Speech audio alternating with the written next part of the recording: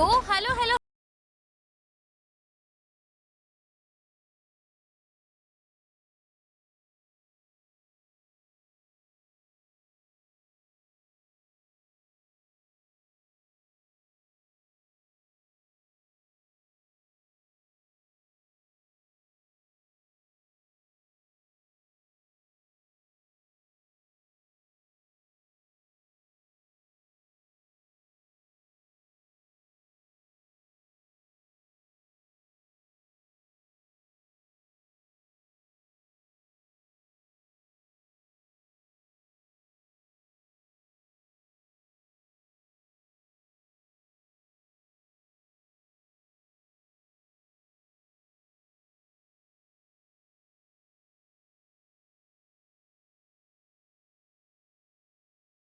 ఇక్కడైతే ఏంటి, వాగే నోరు వాగుతూనే ఉంటుంది. ఎవరికి నోటి దురద? మీకు నోటి దురద. మీ వద్దులే. మళ్ళీ ఎక్కువ మాట్లాడితే అల్లుణ్ణి అత్తారింటికి పిలిచి మాటలన్నావు అంటారు. అయినా నేనన్నదంటే తప్పే ఉంది. మీకు అమ్మాయిలంటే గౌరవం ఉందా? అంటే నేను అమ్మాయిల్ని అల్లరి చేసేవాళ్ళ కనిపిస్తున్నానా? కాదా మరి? అంత మంచోళ్ళైతే ఆ రోజు ట్రైన్లో నా చున్ని పట్టుకుని లాగుండేవాళ్లే కాదు.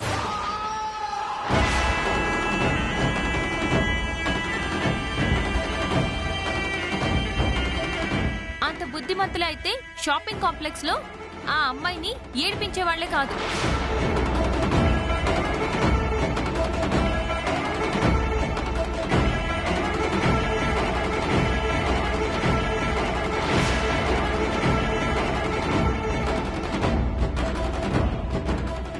ఏంటి, నిజం కాదా? జరిగిన దానికి నేనే ప్రత్యక్ష సాక్షిని. పోలీస్ కంప్లైంట్ కూడా ఇచ్చానని మర్చిపోవద్దు.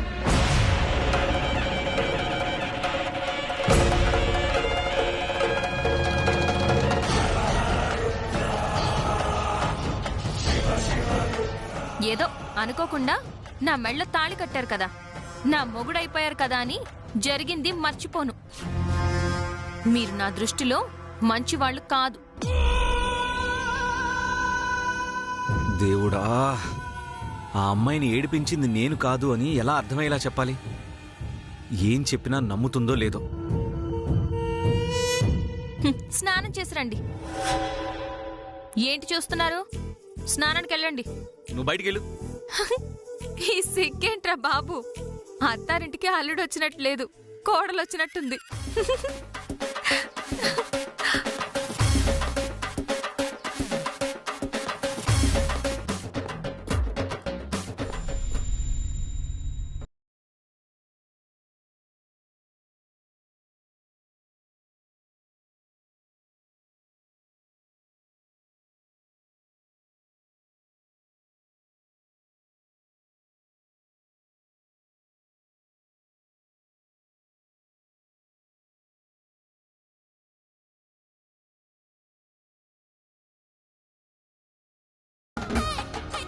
కన్ను పెట్టరు, కన్ను కొట్టరు.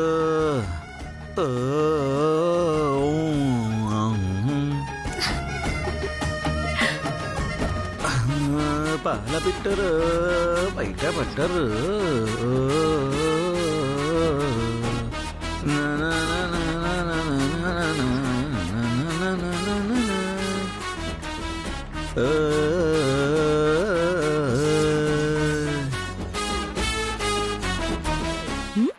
అబ్బో, ఈ బాత్రూమ్ కళలు కూడా ఉన్నాయి అబ్బాయి గారికి.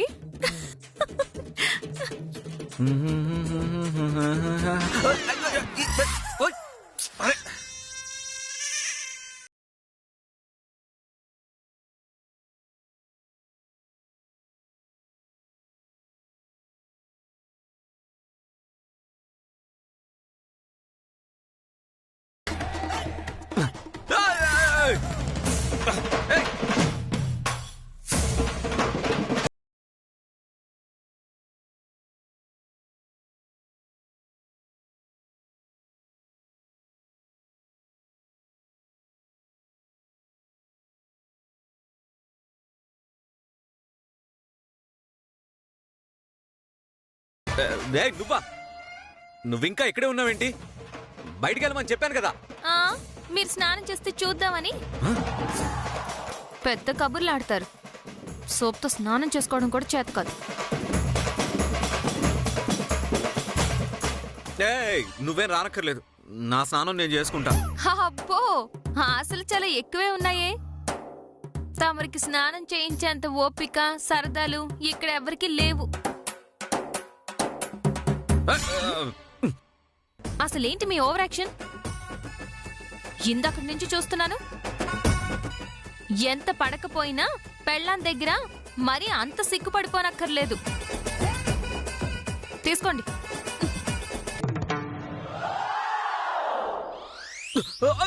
ఉయ్. ఏ? ఏయ్! ఓ!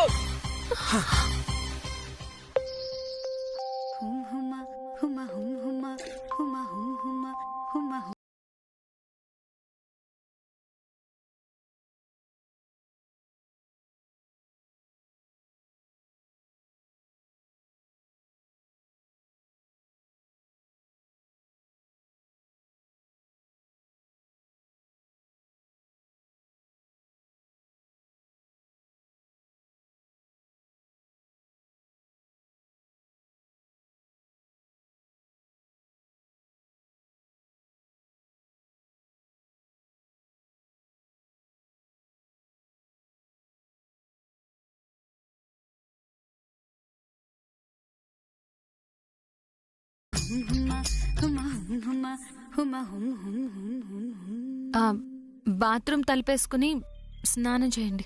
తలుపేస్తే భయం, అందుకే దగ్గరగా వేసి పాటలు పాడుతూ స్నానం చేస్తా. సర్లే చేయండి. నువ్వు వెళ్ళు.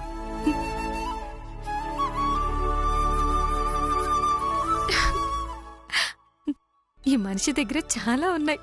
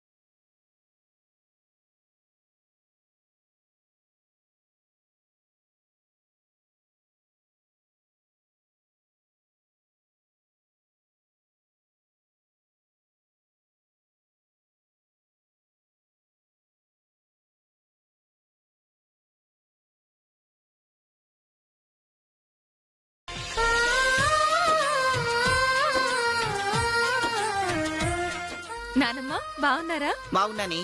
నువ్వెలా ఉన్నావు? ఎలా ఉంది నీ కొత్త కాపురం? బానే ఉంది నానమ్మ.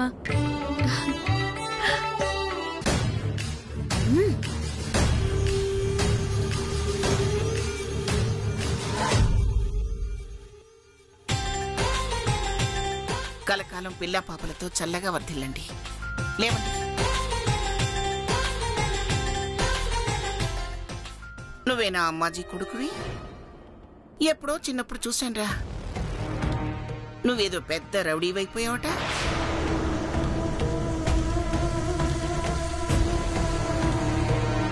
దానివైపు చూస్తావేమిట్రా? అది నాకేం చెప్పలేదు. ఊళ్ళో అందరికీ తెలిసిన విషయమే కదా.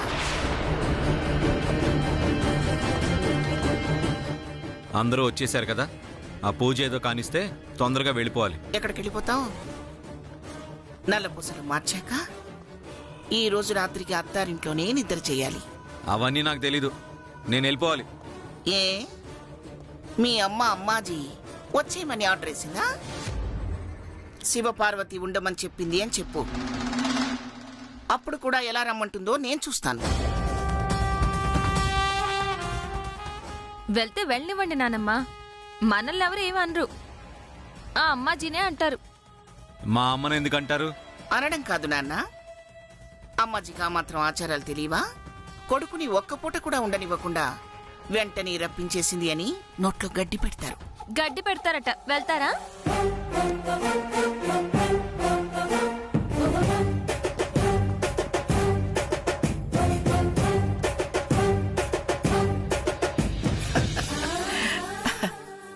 ఎంత అమ్మాజీ పిలిచినా పెళ్ళాన్ని వదిలిపెట్టి ఎక్కడికి వెళ్తాడే మనవరాలా. సరే సరే, పూజకన్నీ ఏర్పాట్లు చేశారు కదా? చేసాం అత్తయ్య. మీరు రండి అత్తయ్య. పదండి. పదమ్మా.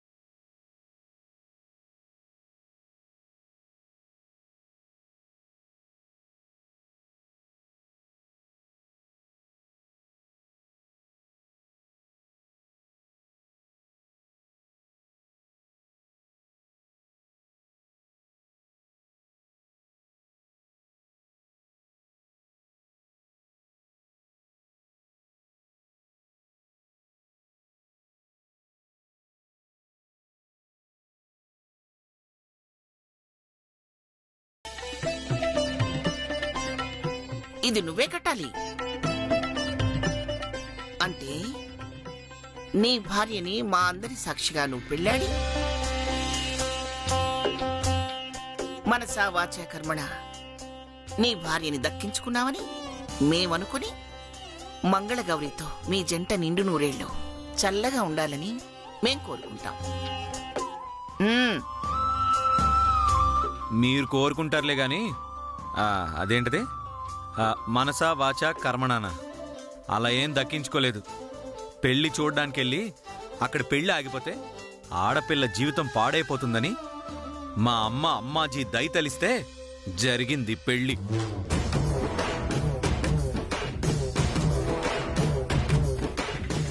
అమ్మాజీ పెంపకంలో పెరిగావు కదా, ఆ బుద్ధులు కొంచెం వచ్చినట్టున్నాయి.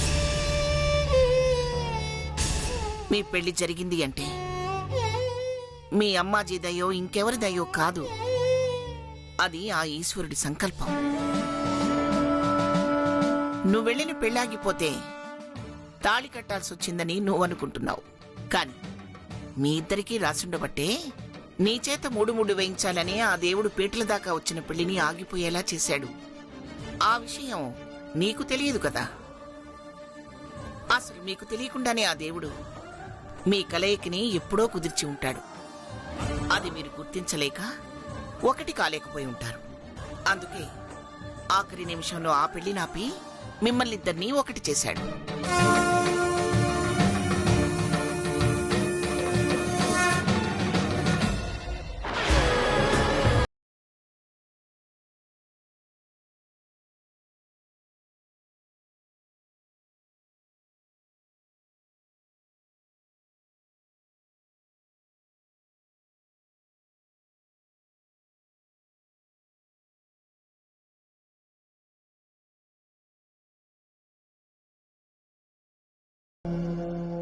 నిజమే, దేవుడు ముందే కలిపాడు. కానీ అది చివరికి ఈ కలయిక అవుతుందని గుర్తించలేకపోయాం.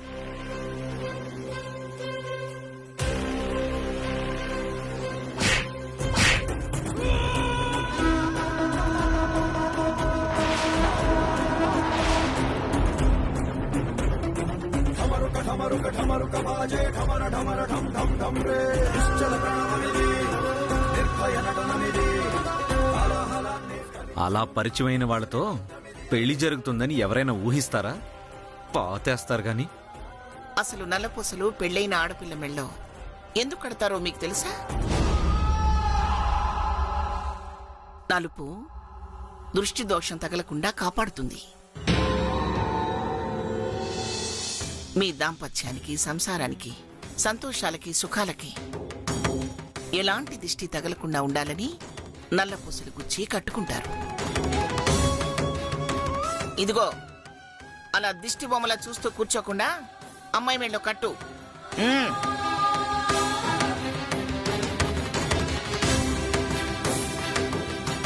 కట్టు నాయనా. అసలు నీ పెళ్ళాం మెళ్ళో నువ్వు తాళి కట్టడానికి సంకోచిస్తావెందుకు? మర్యాదగా కట్టు, లేదంటే అమ్మాయి చేత నీ మెళ్ళో కట్టిస్తాను తాళి.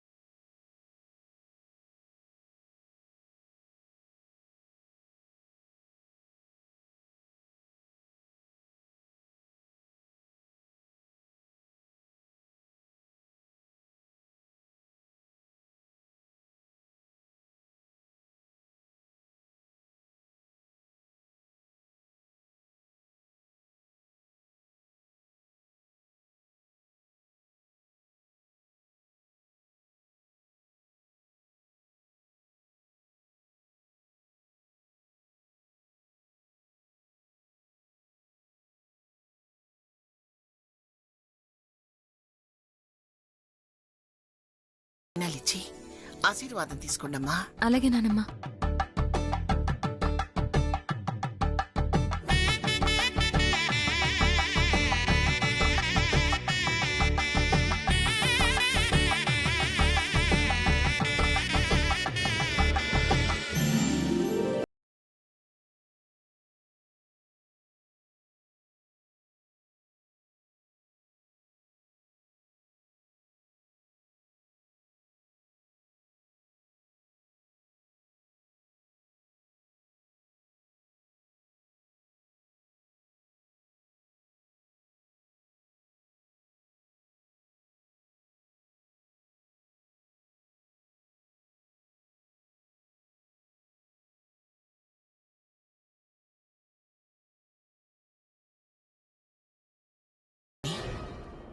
అసలు మీ ఇద్దరి సంగతి ఏమిటి?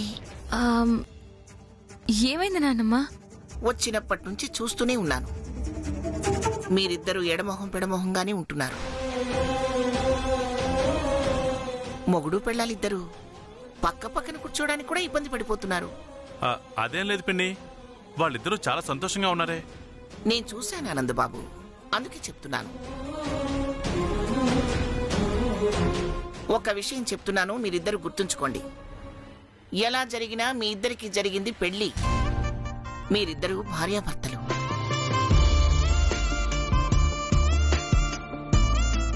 మనుషుల వల్ల, పరిస్థితుల వల్ల మీ మధ్య ఎప్పుడూ ఎలాంటి సమస్యలు రాకూడదు. ఎందుకంటే ఈ మనుషులు, పరిస్థితులు మధ్యలోనే పోతాయి.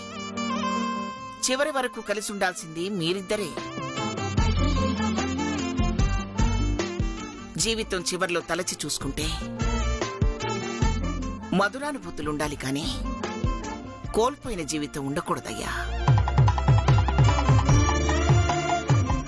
కాబట్టి మీరిద్దరూ సంతోషంగా ఉండాలి. సంవత్సరం తిరిగేసరికల్లా పండంటి బిడ్డని మీరు నా చేతిలో పెట్టాలి. ఇదిగో వాడికి నేనే పేరు పెట్టాలి, సరేనా? కొంచెం నవ్వచ్చుగా. అలాగే నానమ్మా. ఇదిగో మనవడా, నీకు కూడా చెప్తున్నాను. ఏంటిచ్చేది? ఇక్కడ అంత సీన్ లేదని ఇవిడికి తెలియదు పాపం.